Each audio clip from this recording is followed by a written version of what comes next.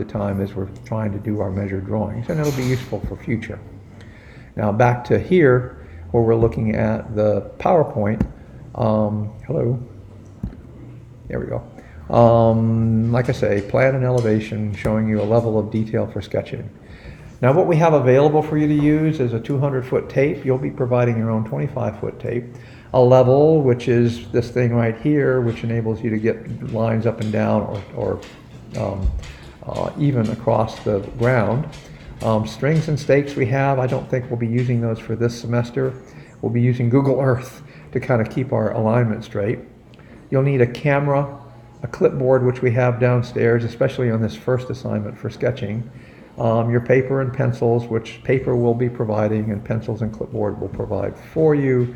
And then miscellaneous equipment for drafting. These other items we probably don't need right now, although laser measuring devices come up useful periodically, especially when we're doing vertical dimensions.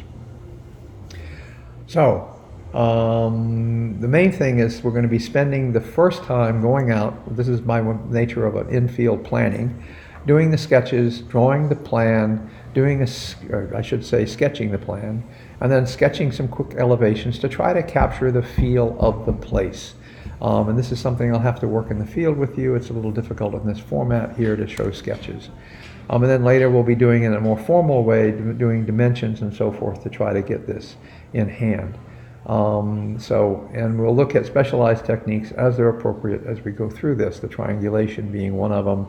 We'll certainly be using tracing photos, particularly on CAD, to make it easier to get some of the vertical information you see there. Again, we're working on plans, elevations, and details, and street sections. Here we have reference to sections. In this particular case, we'll be looking at street sections of George Street taken in front of each building. And we should note architectural scales. You'll be using the architect scale, and I'll need to work with you on how to use that architectural scale, because it is a little bit wonky. Right now you've just acquired the architectural scale. We're sketching, and then we'll look at how we use that as we go into the future.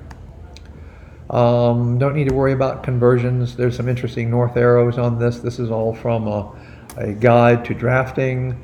You might find this useful whenever you get into the drawing, and we'll be looking at this most specifically whenever we get into the studio. We don't need to worry about plane table and alidade for this course, but side sketches is something you'll be looking at. Unfortunately, this link is broken, so we're going to have to deal with this on our own. Sorry.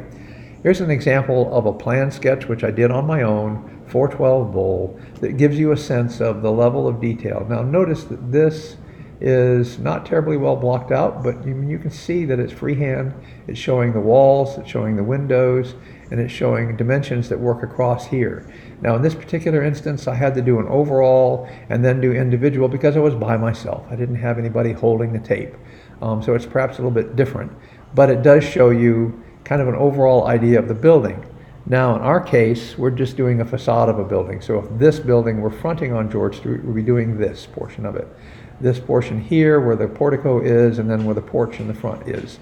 And you can get a feel for how we represent the dimensions with a combination of dimension line and extension line.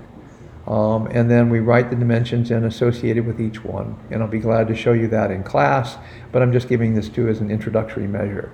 You notice that also another thing I've done is gone back through and double check some of these dimensions as they go along, so as that I can get a sense that they're accumulating correctly. There's an elevation which shows the elevation of the building, rough and ready. And you notice one of the things I do is I measure vertical dimensions with bricks and counting bricks, and then measure a typical pattern of 10 bricks and figure out what each one is worth, and then by extension figuring out heights. This is actually pretty reliable in terms of coming up with heights of buildings, but we also have Google Earth to kind of help us with heights too, and I'll show you how that works in class.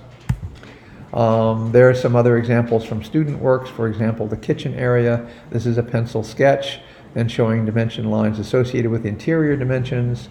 Here are detail shots that show much more detailed accounting of dimensions here. There's some molding gauges of the various profiles of moldings upstairs and downstairs at 12 bowl.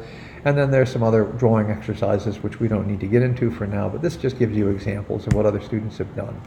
This is an architectural scale, as you can see here, which is different from an engineer scale. This is the one you want. And you can see here's a beginning introduction to reading scales. You might play around with this, but you're going to find it much more useful for me to explain it to you in class. But, you know, maybe you'll catch on with this. That's good. There are examples of finished drawings here, mostly just to inspire you, taken from Burns' book, both a site, a detail, and a section, and an axonometric drawing, as you can see here. Now, for the first exercise, what you'll be working on are sketches. Now, there is an example, several examples, but this is kind of it. Oh, it's just showing an interior detail. You'll notice that there are various scales used, plans, elevations, profiles, and details.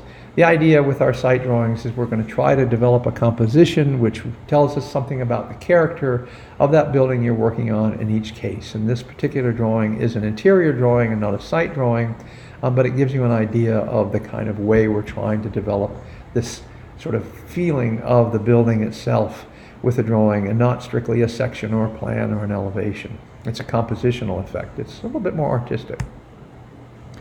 And I have previous works that I can show you, but this is meant to be an introductory demonstration, and I'm afraid because of the hurricane we're going to have to deal with the rest of this on site, but this gets you started and hopefully we'll use some of the time effectively. I hope this has been useful. I'm doing my best to kind of get this to work, and I apologize ahead of time for any technical difficulties this presents, but we'll see how this works. Thank you. Have a good one. Stay safe, and we'll catch up very soon. Thanks very much.